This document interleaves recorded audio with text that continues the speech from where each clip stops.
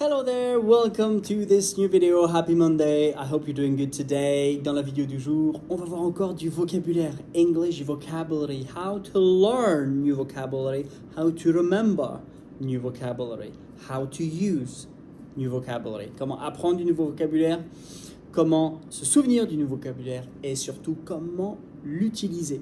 C'est un peu la triplette magique parfaite pour justement débloquer ton lexique. Je t'en dis un petit peu plus après que tu te sois abonné. Faut le faire en fait. Quand je le dis, c'est qu'il faut le faire. Parce que j'ai environ 100 000 personnes qui regardent mes vidéos, j'en ai 30 000 d'abonnés. Ça me rend triste, il y en a 70 000 qui ne veulent même plus me voir. Abonne-toi, mets la cloche, mets-moi un commentaire, mets-moi un petit pouce bleu et surtout, regarde le jingle parce que tu vas avoir des choses magnifiques. Let's go!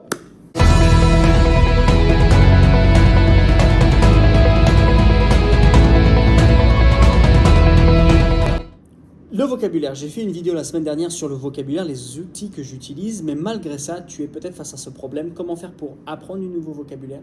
Comment faire pour t'en souvenir, c'est-à-dire le mémoriser, le garder? Parce qu'en fait, on peut l'apprendre, mais pas s'en souvenir. Et dernièrement, comment faire pour l'utiliser? Parce que si tu as du vocabulaire, ah mais j'ai déjà vu ce mot-là. Mais je ne sais plus ce qu'il veut dire. Et non seulement je ne sais plus ce qu'il veut dire, mais je ne peux pas l'utiliser. Tu n'as pas appris du vocabulaire.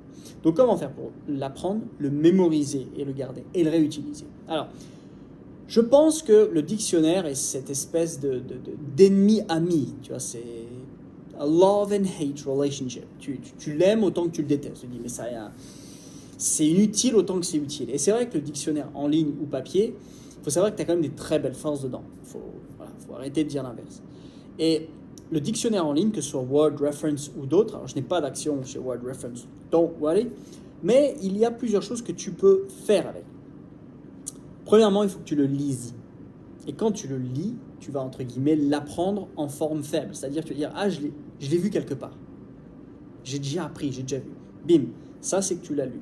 Donc, première étape, il faut lire. Et lire, ça te permettra de l'apprendre. Mais non seulement il faut le lire, il faut que tu l'écoutes. Le fait que tu l'écoutes, ça va imprégner en toi une espèce de marque. Ça va mettre un logiciel en toi où tu vas réussir à le réutiliser. C'est pour ça que la répétition est importante. C'est pour ça qu'on dit repeat after me, repeat after me. Tes profs te disaient peut-être ça. Et là, tu as peut-être 20, 30, 40, 50 ans, tu dis oh, ça me saoulait, il je répète, on répétait en choral et après individuel. Mais le fait de le répéter, ça va justement t'aider à le mémoriser. Donc, tu le lis. Tu peux l'écrire si tu veux. Tu l'écoutes avant de faire quoi que ce soit. Tu l'écris, tu l'écoutes, tu l'écris, tu l'écoutes. Tu l'écoutes en l'écrivant. Tu l'écoutes en l'écrivant. Et ça va te permettre d'avoir déjà une bonne base. Est-ce qu'il faut faire ça avec tous les mots que tu rencontres que tu ne connais pas? Non. Non. Sinon, tu vas être avec des pages entières de cahiers et tu ne vas jamais réussir à t'en sortir. Mais ce que tu peux faire, c'est écrire, écouter, lire. Ok, là tu as 2 étapes. Donc, lire, écrire, écouter. Et la dernière chose que peu de personnes ne font, mais alors peu de personnes ne font, tu le dis. Say it, pronounce it. Mais si tu ne sais pas le dire, tu cales ta voix à ce qui a été dit dans le dictionnaire en ligne. Ou tu tapes sur Google, tu mets how to pronounce, comment prononcer, how to pronounce, tu mets ton mot. Boum, tu vas avoir le mot dit, tu vas pouvoir mettre un accent différent, tu vas même pouvoir voir comment les lèvres bougent pour que ça t'aide à toi aussi calquer là-dessus. En faisant ça, non seulement tu l'auras appris, non seulement tu vas le mémoriser, mais tu vas réussir à le dire et à le replacer dans la bonne conversation. Tout le monde a besoin d'apprendre du nouveau vocabulaire. Moi, j'en apprends tous les jours. Je suis aux États-Unis depuis plusieurs mois, comme tu le sais. Tu vas devoir en apprendre.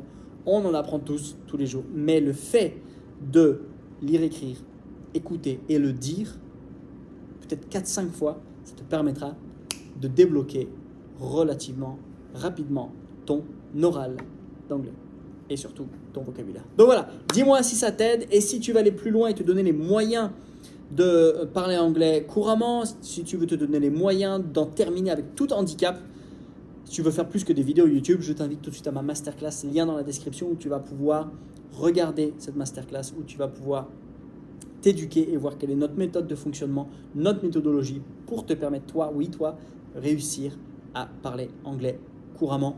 Je te laisse, c'est en dessous et tu vas pouvoir cliquer. Et on se retrouve de l'autre côté. Ah, see you soon, bye bye.